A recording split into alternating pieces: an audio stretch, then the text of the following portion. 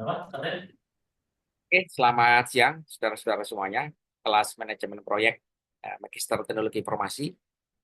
Ini kita lanjutkan itu presentasi yang Anda lakukan ya. Ini sekarang siapa yang mau presentasi? Saya boleh deh, Pak. Ya, oke silakan. Zahra ya, silakan. Ya, silakan. Saya dulu ya. Saya dulu Zahra. Hmm. Ya, oke. Ya, ya silakan Zahra.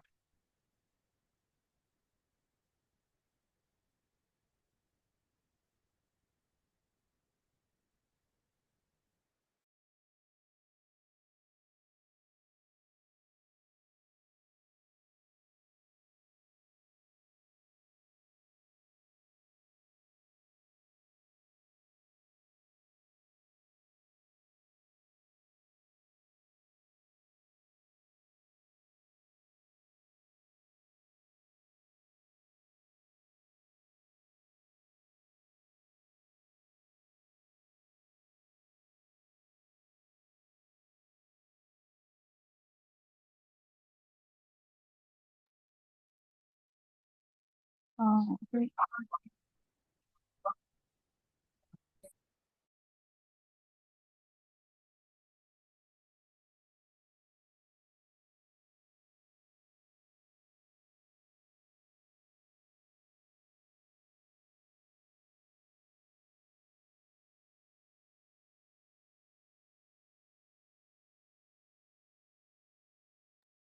Bapak udah bisa dimulai.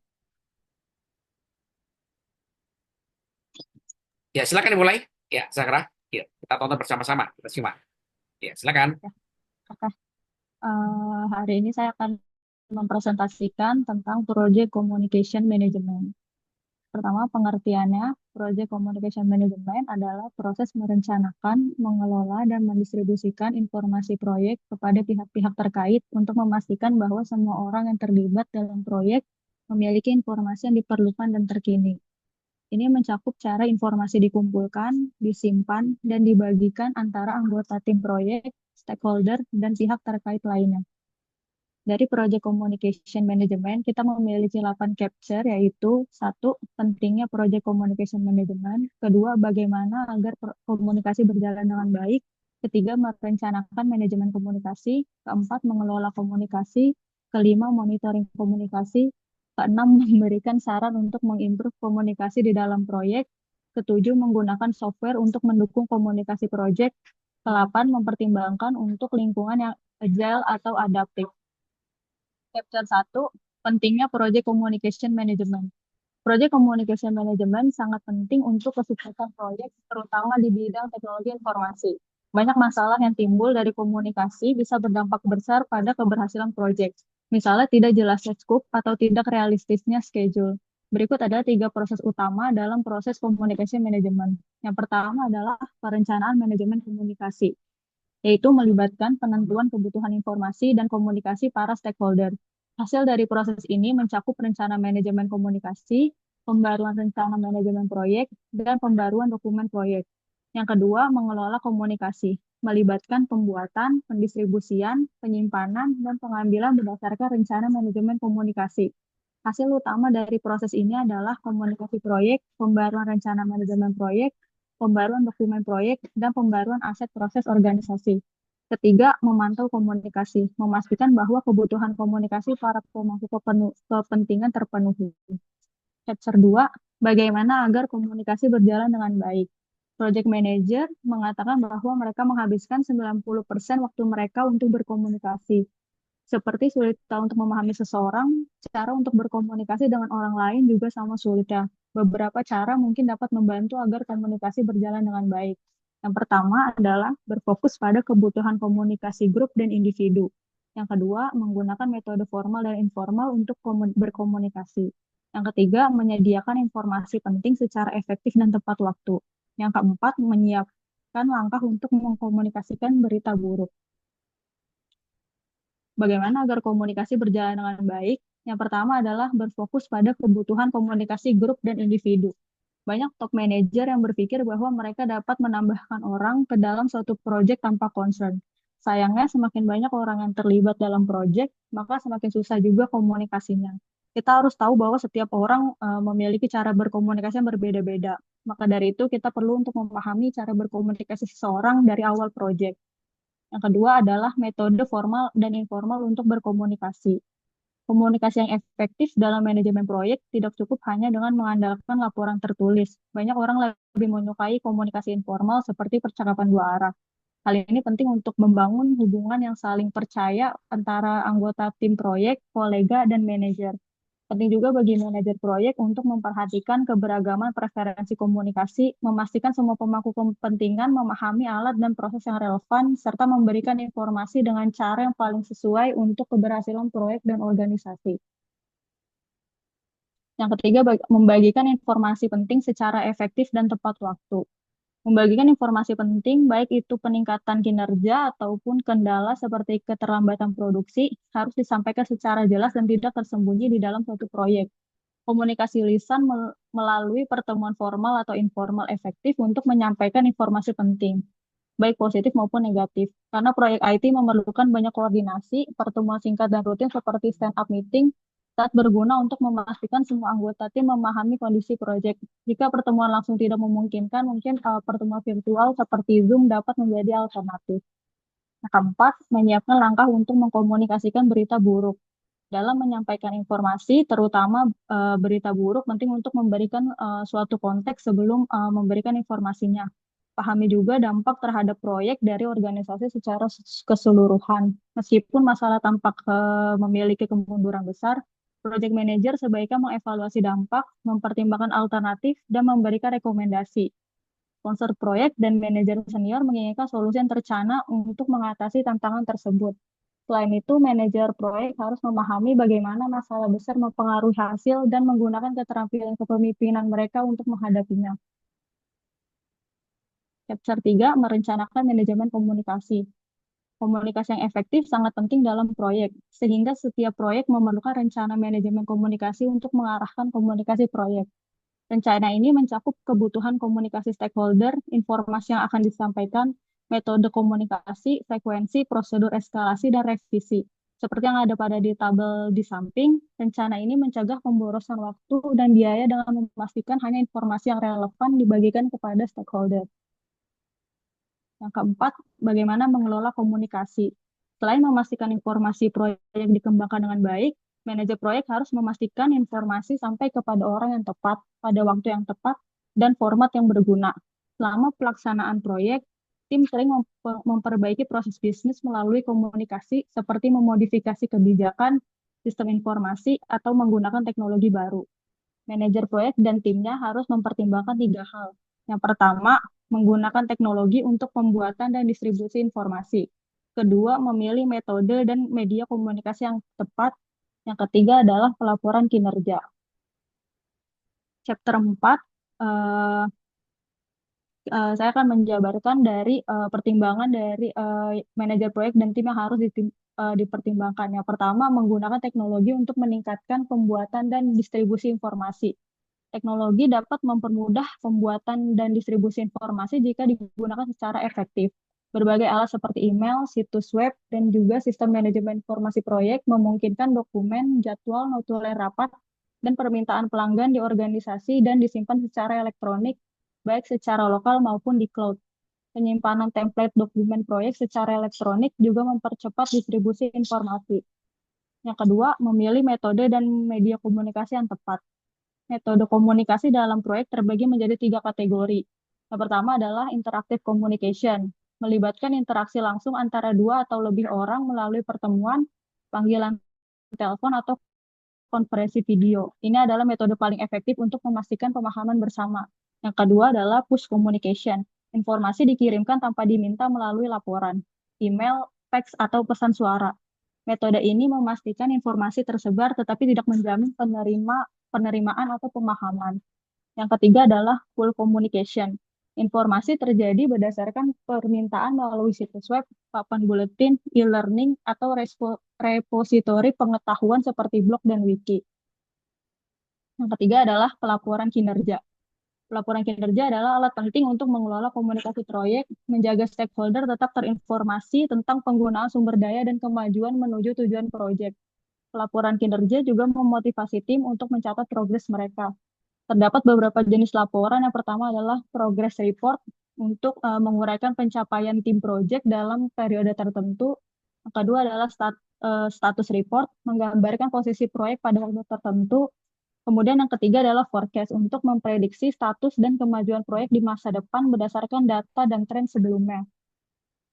Yang kelima adalah bagaimana memonitoring komunikasi. Tujuan monitoring komunikasi untuk memastikan aliran informasi yang optimal sepanjang siklus proyek.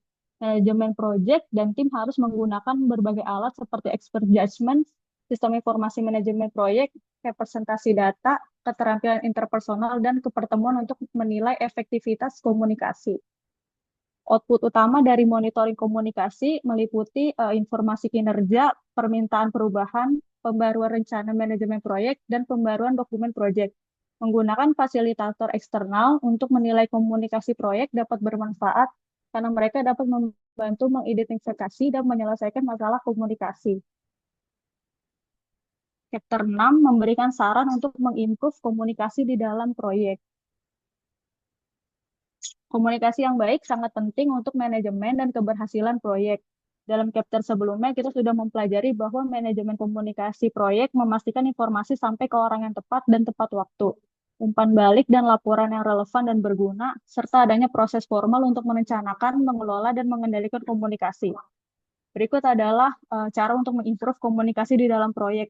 Yang pertama adalah mengembangkan keterampilan komunikasi yang lebih baik, menjalankan rapat yang efektif, menggunakan email, SMS, Kanban board, dan alat kolaboratif secara efektif. Kemudian menggunakan template untuk komunikasi proyek.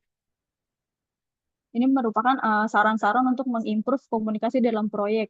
Yang pertama adalah komunikasi yang baik penting dalam pengembangan karir, terutama dalam manajemen proyek. Maka dari itu, keterampilan komunikasi dapat dikembangkan melalui pelatihan, termasuk keterampilan presentasi yang dapat meningkatkan efektivitas individu proyek dan juga organisasi. Yang kedua adalah menjalankan rapat yang efektif. Pertemuan yang baik dapat memperkuat tim, memperjelas ekspektasi, dan juga mempererat hubungan dalam proyek. Untuk mengoptimalkan pertemuan, beberapa pedoman dapat diterapkan seperti menentukan apakah pertemuan benar-benar diperlukan atau jika ada cara lain yang lebih efisien. Kemudian menjelaskan tujuan dan hasil yang diinginkan dari pertemuan dengan jelas. Yang ketiga, tentukan siapa yang harus hadir berdasarkan tujuan pertemuan. Yang keempat, memberikan agenda sebelumnya untuk mempersiapkan peserta. Kemudian, siapkan materi dan alat bantu visual, serta atur logistik pertemuan dengan baik. Yang keenam, menjalankan pertemuan secara profesional. Yang ketujuh, tentukan aturan dasar untuk pertemuan agar berjalan efektif. Yang kedelapan, membangun hubungan dengan menjaga pertemuan tetap menarik melalui humor atau penghargaan. Kemudian menggunakan email, SMS, Kanban dan juga alat kolaboratif secara efektif. Menggunakan alat elektronik seperti email, pesan teks, dan juga alat kolaboratif seperti SharePoint, Google Docs, atau Kanban board dapat meningkatkan efektivitas komunikasi, namun seringkali orang tidak mendapatkan pelatihan yang tepat tentang cara penggunaan dari alat-alat tersebut. Banyak orang tidak tahu cara mengorganisir pesan di email menggunakan fitur-fitur perangkat lunak secara maksimal. Oleh karena itu, penting bagi tim proyek untuk dilatih dalam penggunaan alat komunikasi ini agar meningkatkan produktivitas dan menghindari komunikasi yang tidak jelas. Kemudian menggunakan template untuk komunikasi proyek.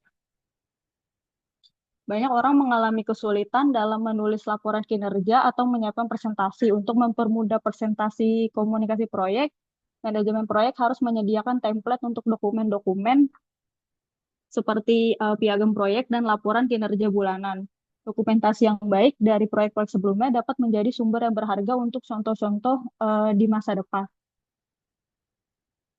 Nah, berikut adalah contoh-contoh template. Contoh template yang pertama adalah template dari project description. Yang kedua adalah template untuk monthly progress report. Dan ini adalah template untuk final project documentation. Yang ketujuh adalah cara menggunakan software untuk mendukung komunikasi proyek. Perangkat lunak manajemen proyek sangat berguna dalam komunikasi informasi proyek di seluruh organisasi. Software ini memberikan tampilan informasi yang berbeda untuk memenuhi berbagai kebutuhan komunikasi seperti ringkasan status proyek untuk manajer senior dan rincian dokumentasi untuk tim anggota. Masalah utama sering terjadi dalam penyampaian informasi terbaru seperti rencana proyek, grafik GAN, spesifikasi, dan juga permintaan perubahan.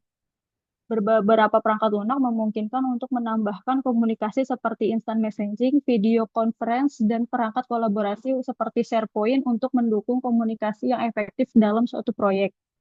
Meskipun teknologi baik membantu, tantangan komunikasi global tetap ada, termasuk masalah perbedaan waktu dan bahasa, yang dapat memperlambat proses kerja tim virtual. Beberapa perusahaan mengatasi masalah ini dengan menempatkan penerjemah atau memodifikasi proses pengalihan tugas antar tim. Yang ke-8 adalah chapter terakhir, yaitu mempertimbangkan untuk lingkungan yang agile atau adaptif. Proyek yang menghadapi ketidakpastian dan perubahan memerlukan komunikasi yang lebih sering dan cepat mengenai detail yang berkembang. Ini mendorong pentingnya memberikan akses informasi yang mudah bagi anggota tim, sering melakukan pemeriksaan, serta mengumpulkan anggota tim secara fisik bila memungkinkan. Kemudian menyediakan artefak proyek secara transparan dan mengadakan ulasan berkala dengan pemangku kepentingan yang bertujuan untuk memfasilitasi komunikasi dengan manajemen dan pihak terkait. Komunikasi yang baik sangat penting untuk keberhasilan proyek. Dan meskipun teknologi dapat membantu, faktor yang lebih penting adalah kemampuan organisasi dalam berkomunikasi, yang seringkali memerlukan perubahan budaya yang memakan waktu. Peran utama manajemen proyek adalah sebagai fasilitator komunikasi, mendidik semua pihak tentang pentingnya komunikasi proyek yang baik, dan memastikan adanya rencana manajemen komunikasi yang baik. Sekian presentasi dari saya, Pak.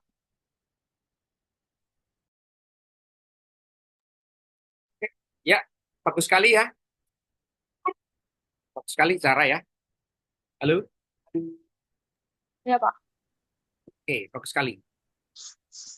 Ini penting sekali bagi kita semuanya ya, yang apa itu nanti pasti akan bergelut dengan manajemen proyek ya. Jadi yang disampaikan paparkan sama Saudari Zahra Artamevia ini pentingnya komunikasi di dalam manajemen proyek. Ya, komunikasinya itu bukan komunikasi informal, ya, tapi komunikasi pengelolaan proyek. Jadi pengelola kok tadi disampaikan dengan bagus, jadi paparkan dengan bagus bahwasanya di situ ada progress report, ya, ada dokumentasi, ada laporan, yang itu semuanya harus dijalankan sebagai bentuk komunikasi proyek. Jadi komunikasi proyek itu bukan hanya kita ngobrol dengan sama teman dalam proyek, bukan, ya. Tapi yang dimaksud ini adalah komunikasi kelembagaan, komunikasi organisasi, di mana setiap unit yang berjalan untuk mengerjakan proyek ini, ya, itu semuanya memberikan progress report. Nah, apa kunci daripada keberhasilan ini? Tadi disampaikan, disinggung ya, bahwa pertama adalah pemahaman visi dan misi proyek ini, ya, adanya leadership di dalam proyek ini, ya, ada struktur organisasi, ya, kemudian juga ada pembagian tupoksi di dalam setiap unit yang ada di dalam struktur organisasi ini. Nah, kemudian bikin rule, bikin peraturan. Bikin peraturan setiap unit sudah paham planning yang disetting oleh tim, ya, di-lead oleh masing-masing kepala bagian dan sampai ke direktur proyek ini. Jadi setiap unit memahami bahwa ini harus ada progress report. Progress report itu disampaikan, ditulis dalam dokumentasi tadi itu. Ya, ditulis. Nah, setelah ditulis diapakan? Nah, harus ada unit yang mengevaluasi. Mengevaluasi pencapaian proyek berdasarkan laporan progres. Nah, gitu ya. Jadi, unit mengevaluasi, ada unit yang mengevaluasi. Ya. Unit mengevaluasi ini penting, ya kan? Oh, ternyata ini ada masalah. Oh, ini lancar. Nah, bagaimana ada masalah, ada lancar? Ya. Jadi, ini harus ada yang memantau, unit yang memantau untuk pelaporan progress report. Nah, ya, untuk apa? Untuk dibawa ke dalam rapat manajemen. Boleh rapat manajemen terbatas, boleh manajemen uh, inti, boleh manajemen umum, gitu kan. Merapatkan bahwa ini ada masalah. Masalahnya apa? Oh, ternyata itu harus dijalin komunikasi. Proyek itu nggak akan berjalan kalau misalkan nggak ada progress report harian, ya, atau juga periodik, ya, seperti itu maksudnya. Jadi kemudian setelah itu dievaluasi, Akhirnya dicari tahu masalahnya. Jika ada yang menyampaikan ada masalah, ya. Bagi yang mengatakan berhasil, itu juga harus nggak cukup berhasil, dicek juga di lapangan. Laporannya berhasil, berhasil, berhasil. Tapi harus dicek di lapangan. Jadi ngeceknya itu bukan hanya ngecek secara komunikasi kelembagaan, tapi juga harus dipastikan bahwasanya ngeceknya juga sampai ke lapangan, ya. Ada yang memastikan, oh benar apa yang dilaporkan dalam progress report dengan fakta di lapangan betul. Nah, gitu ya. Nah, dokumentasi juga sama, dokumentasi. Nah, ini semua saudara-saudara berjalan dengan yang namanya rule management organization, ya. Rule dengan pengelolaan manajemen proyek ini jalan. Sehingga apa? Sehingga komunikasi antar departemen, antar unit, ya kan, itu saling memberikan encouragement, ya. Nah, tugas Anda sebagai seorang manajer memberikan encouragement, ya, encouragement agar itu mampu menyampaikan beberapa hal gitu kan, yang itu perlu di dalam dokumen progress report, di dalam di dalam sheet ini ya, dokumentasi seperti itu, ya, sehingga itu proyek yang akan Anda jalankan ini dapat berjalan dengan normal, ya, dengan berhasil, ya. Dan satu lagi ya, komunikasi ini juga ada fungsi komunikasi PR, ya, komunikasi hubungan masyarakat. Komunikasi hubungan masyarakat harus ada, ya. Tadi disampaikan kepada Zahra ya, bahwasanya komunikasi eksternal itu dalam bentuk PR gitu kan, untuk uh, berfungsi sebagai public campaign, ya, kampanye publik, ya, kampanye publik. Sehingga apa? Sehingga orang-orang yang kita libatkan dalam manajemen proyek teknologi informasi itu bukan hanya orang IT, tapi juga orang-orang yang ahli dalam memiliki kemampuan, ya, dalam kemampuan mengelola komunikasi eksternal, ya. Dia bisa komunikasi sebagai representasi daripada proyek Anda ini, ya. Misalkan adalah proyek, ya kan, mega proyek IKTP. IKTP itu kan kita nggak operasi senyap ya, tiba-tiba jadi aja kayak IKTP. Nggak ada PR-nya, nggak ada komunikasi publiknya. Apa itu IKTP? Apa itu visi daripada proyek IKTP? Ya, apa itu pentingnya bagi IKTP? Karena nggak ada yang menangani hal ini. Akhirnya apa? Komunikasi dengan masyarakat akhirnya nggak terjadi. Akhirnya orang bingung, apa IKTP? Wah, akhirnya jadi masalah, jadi korupsi, wah nggak karuan seperti itu. Ya, jadi mengelola proyek itu sangat penting ya kan, baik komunikasi secara internal maupun juga secara eksternal, ya. Jadi ciri daripada proyek itu akuntabel itu adalah memang ada komunikasinya, komunikasi publik. Tidak ada proyek itu yang seperti saya jelaskan kepada Anda gitu kan, jadi dalam waktu semalam kayak Candi Borobudur atau Prambanan. Nggak ada. Semuanya itu memang by planning, ya, by planning, by organisasi, by ini ya, by manajemen, by perencanaan, by design, by implementation, ya, by execution, by evaluation. Jadi apa? Jadi proyek Anda ya kan berjalan secara transparan, secara akuntabel. Kenapa? Karena semua fungsinya berjalan, ya. Antar unit memberikan masukan, memberikan guideline, gitu kan, memberikan satu encouragement. Nah, Anda yang bertugas sebagai seorang manajer atau direktur mengharmonisasi, ya, mengharmonisasi proses yang dijalankan dalam organisasi pengelolaan proyek ini. Begitu. Bagus ya, Zahra ya. Ya, Pak. Oke. Ya, selanjutnya siapa?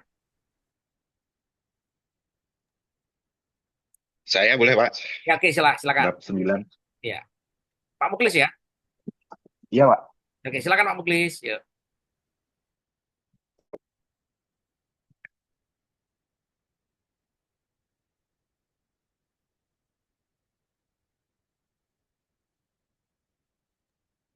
ya, silakan Pak Muklis. Muncul, Ji. Nah,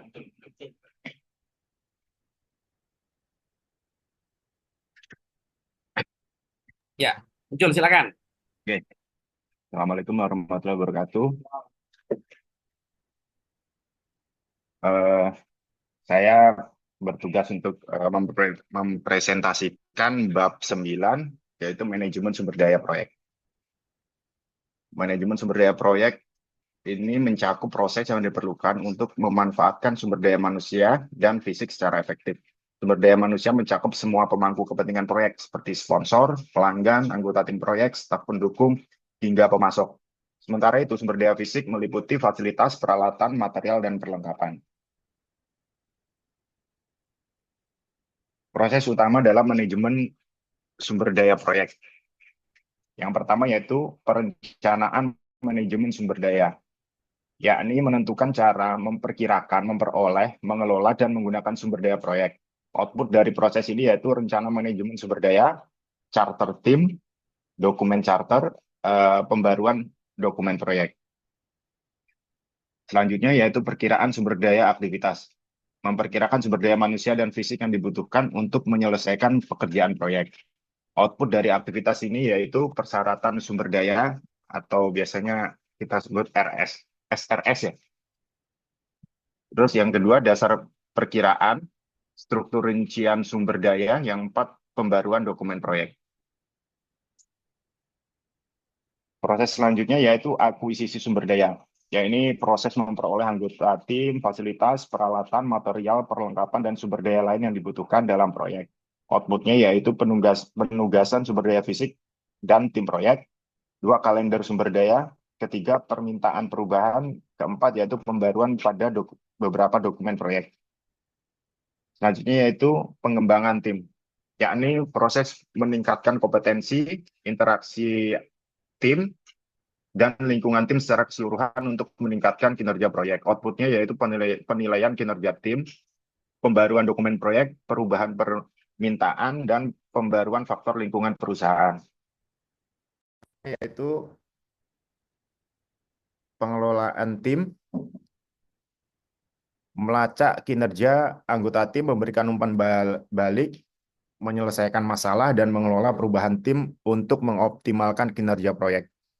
Outputnya yaitu permintaan perubahan, pembaruan rencana manajemen proyek, pembaruan dokumen proyek, pembaruan aset proses organisasi. Selanjutnya yaitu pengendalian sumber daya, memastikan bahwa sumber daya fisik proyek tersedia sesuai rencana, memantau penggunaan sumber daya yang direncanakan versus aktual, dan mengambil tindakan korektif jika diperlukan. Outputnya yaitu informasi kinerja pekerjaan, permintaan perubahan, dan pembaruan pada rencana manajemen proyek dan dokumen proyek. Selanjutnya yaitu teori motivasi. Teori motivasi ini harus dikuasai oleh seorang project leader atau manager karena dia harus memimpin banyak tim. Yang pertama, teorinya Maslow Hierarchy of Need, yaitu menjelaskan kebutuhan manusia mulai dari kebutuhan dasar hingga aktualisasi diri.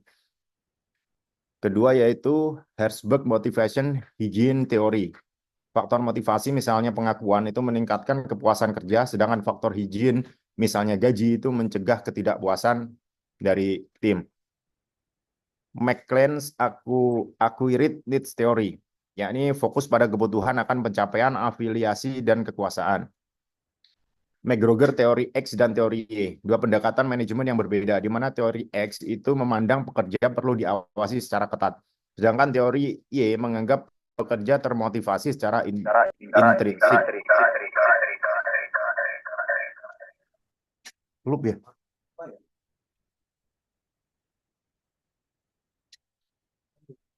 Alat dan teknik dalam manajemen sumber daya. Yang pertama, Responsibility Assessment Metric atau RAM. Metrik responsible, accountable, consulted, informed untuk menentukan tanggung jawab.